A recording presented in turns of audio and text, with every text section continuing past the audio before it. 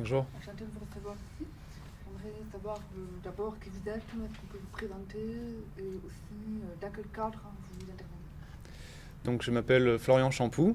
Je suis associé et cofondateur de Terre au Ciel, qui est une SCOP, donc une société coopérative basée à Toulouse, qui travaille sur la thématique de l'agriculture urbaine. Et plus précisément, selon deux pôles d'activité. Le premier pôle qui est un pôle aménagement et accompagnement, où on aménage beaucoup d'espaces comestibles en ville, et plus particulièrement dans l'habitat collectif et en entreprise. Et derrière, on va accompagner les bénéficiaires pour qu'ils puissent gérer ces espaces de façon autonome et écologique.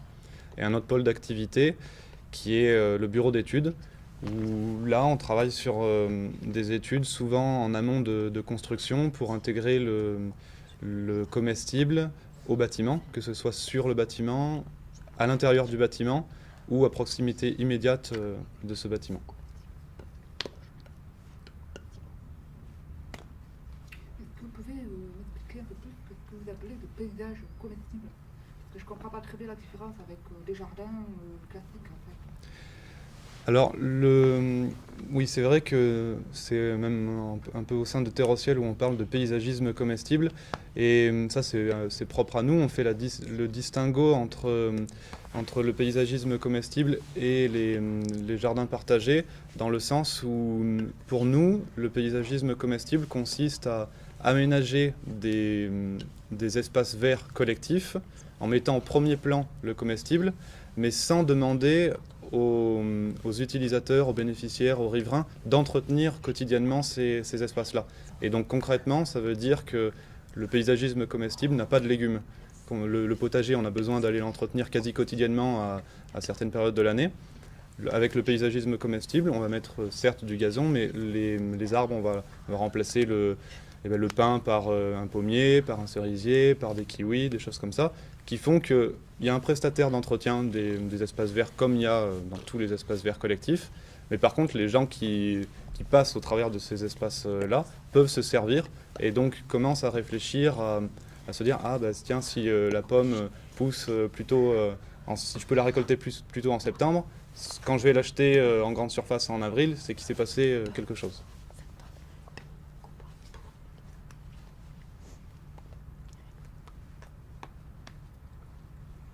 D'accord.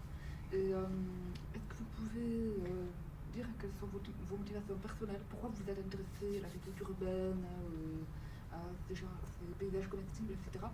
D'où vous vient la motivation? Alors de formation, je suis ingénieur agronome, donc déjà l'agriculture m'intéresse depuis longtemps. Et après,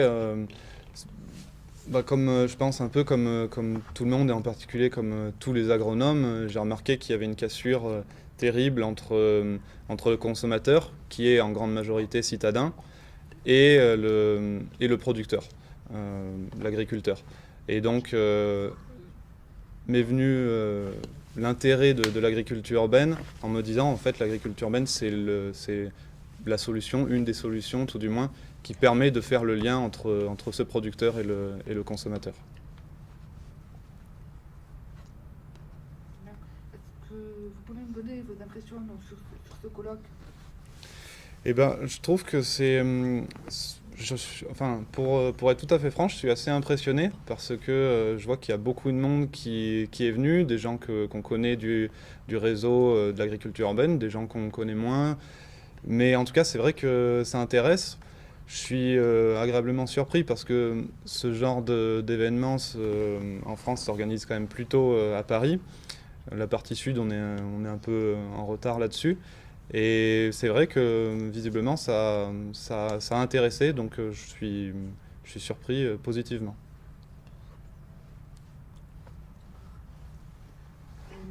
Dans ce colloque, vous avez suivi des conférences, j'imagine, table ronde, etc. Est-ce qu'il y en a qui vous ont plus marqué que les autres?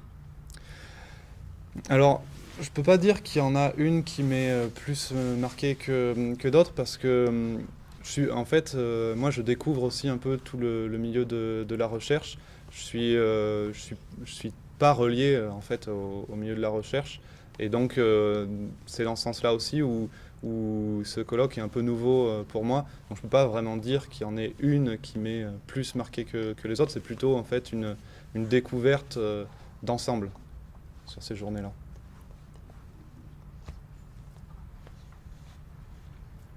Est-ce que vous pouvez maintenant présenter dans le cadre de votre association deux projets ou expériences que vous êtes en train de réaliser à ce moment et qui sont le plus représentatives en fait de votre expérience? Alors, on a un nouveau projet que j'aime bien, qui est sur la partie plus bureau d'études, où c'est une collectivité à l'ouest parisien, la commune de Bougival exactement, qui a fait appel à nous parce qu'ils ont 2 terrains de foot, dont un qui ne sert plus depuis plusieurs années. Et donc le maire a voulu réhabiliter en fait ce terrain de foot en exploitation permacole. Et donc là, on est en train de faire toute l'étude de faisabilité qui a été positive. Est en train de monter maintenant un appel à candidature qui d'ailleurs a été lancé. Et on va éplucher les candidatures pour proposer un porteur de projet qui gérera ensuite cet espace-là, donc cet ancien terrain de foot, pour y proposer des légumes, des fruits à la commune, aux habitants, et faire le lien ensuite au quotidien sur cet espace-là. Et ça, c'est un projet qui est nouveau pour nous, parce qu'on n'avait jamais fait vraiment ce genre de projet sur un terrain de foot. Mais on se dit par contre que ça peut être quelque chose qui peut se multiplier. Donc celui-là, c'est vrai que je l'apprécie particulièrement. Et après, alors il y en a un autre qui est certainement le plus communicant, qui est la tour maraîchère de Romainville, donc toujours en banlieue parisienne. C'est en fait la construction d'une ferme urbaine verticale qui fera à peu près 6 étages. Alors là, on est dans une équipe de maîtrise d'œuvre avec bien sûr des architectes, des bureaux d'études, et nous plus sur le modèle technico-économique. L'objectif étant qu'il y ait 2 maraîchers qui vivent de cette exploitation. Et ce qui est intéressant sur ce projet-là, c'est que au-delà de l'aspect très communicant qui peut en dégager, c'est le fait que la maîtrise d'ouvrage, qui est donc un OPH, le bailleur social de la ville, souhaite que cette tour, que cet édifice soit vraiment inclus dans le quartier, dans la cité, et que la production bénéficie directement aux habitants du quartier. Et donc en fait, pour nous, c'est intéressant parce que on n'utilise pas simplement un espace en ville en y mettant beaucoup d'argent, tandis qu'on aurait pu faire la même chose avec beaucoup plus d'espace en périurbain. Mais là, il y a un aspect social très fort où on va essayer de sensibiliser les urbains. Et c'est ce que je vous disais au début, c'est la façon dont on voit l'agriculture urbaine à terre au ciel, qui est au-delà de nourrir la ville, qui est plus un mode de pédagogie pour les citadins et les rattacher, les relier aux producteurs qui sont en vérité, eux, ruraux ou périurbains.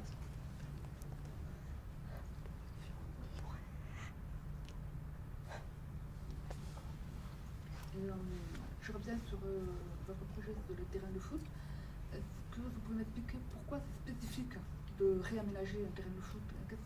Quelle est la différence avec un terrain classique que l'on peut trouver dans les campagnes? La première différence, c'est qu'il est petit, ce terrain.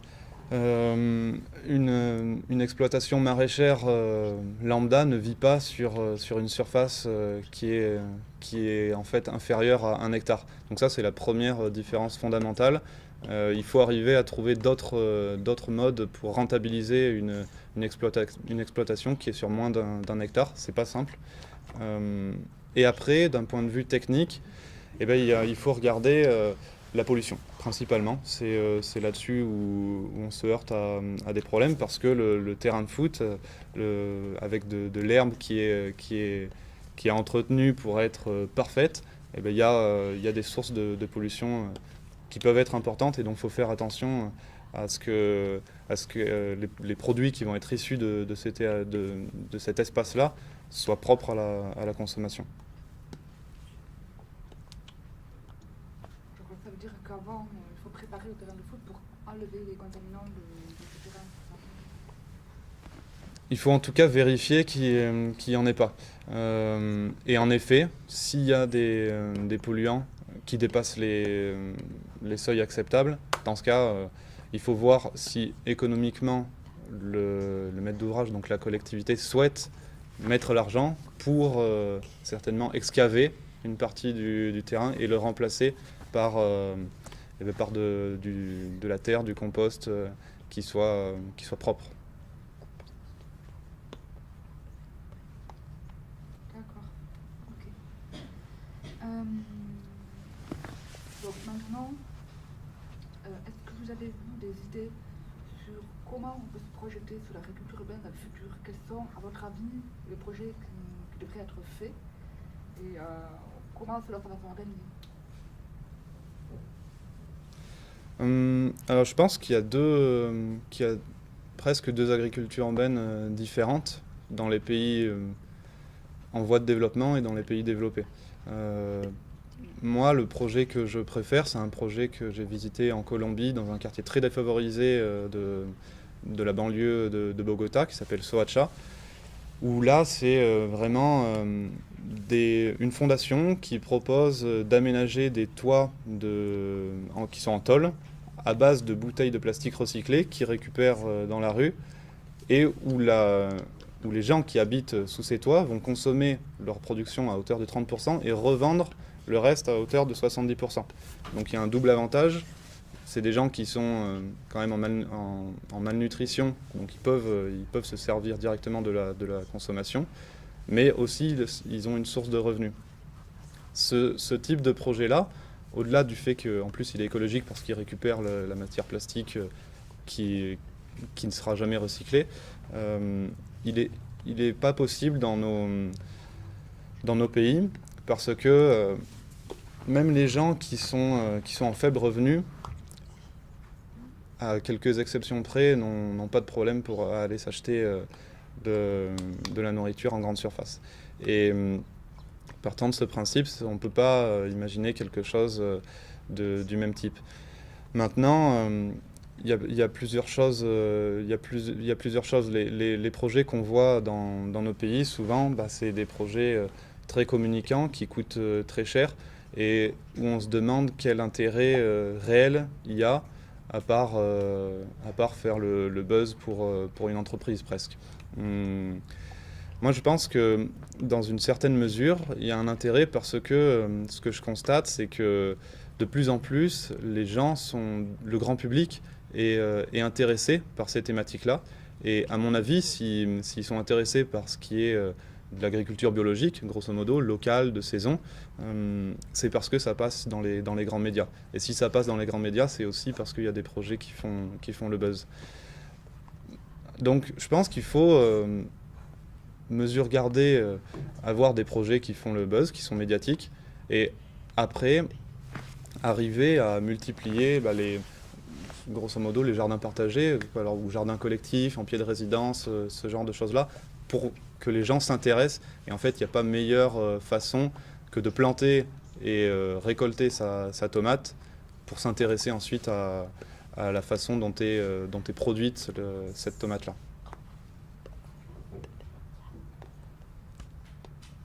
Donc ça veut dire que dans le cadre, ici en France par exemple, ça serait plus sur la sensibilisation, l'information et voir la formation des personnes citoyennes. Mais complètement. On ne fera pas en France une agriculture urbaine qui rendra les villes autonomes. À mon avis, c'est de la pure fantaisie. C'est pas possible d'imaginer de voir pousser des champs de blé de 50 hectares sur les toits des villes. On n'imagine pas non plus avoir des vaches sur les toits des villes. La campagne, on en a besoin, elle existera dans 50 ans. Et on ne pourra pas la remplacer, ou en tout cas, si on la remplace, ce sera certainement pas très joli. Donc il ne faut pas penser l'agriculture urbaine comme quelque chose qui qui nous rendra autosuffisants. Il faut penser l'agriculture urbaine comme quelque chose, en effet, qui soit pédagogique et qui fasse qu'on ne traite plus quelqu'un de paysan avec une connotation négative. Il faut au contraire rendre à César ce qui appartient à César, c'est-à-dire le fait que c'est les paysans qui nous nourrissent.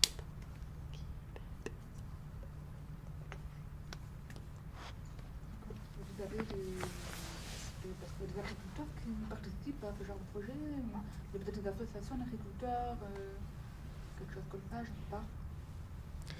Il y a des associations d'agriculteurs comme Terre de Liens qui cherchent à installer justement des petits agriculteurs en périphérie. La SAFER également commence à s'intéresser à l'agriculture urbaine, mais de fait les agriculteurs sont encore, je pense de manière générale, peu intéressés par l'agriculture urbaine parce que c'est deux métiers différents. L'agriculture urbaine, comme je le dis, ne produit pas, à quelques rares exceptions près. Quand elle produit, en plus, c'est sur des produits à très haute valeur ajoutée et qui vont pas nourrir au quotidien les gens.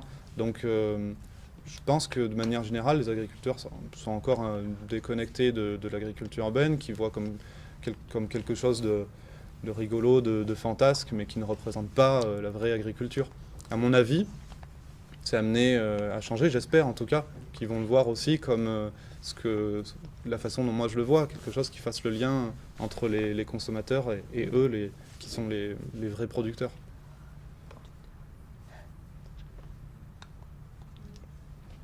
Oui, merci beaucoup pour vos explications. Juste, est-ce que vous avez peut-être quelque chose à rajouter, peut-être le mot de la fin, conclusion, pour finir cette interview? Eh ben, comme je le disais, je suis très content qu'il y ait cette journée qui se soit organisée à Toulouse. Ça change et en tant que Toulousain, ça fait plaisir.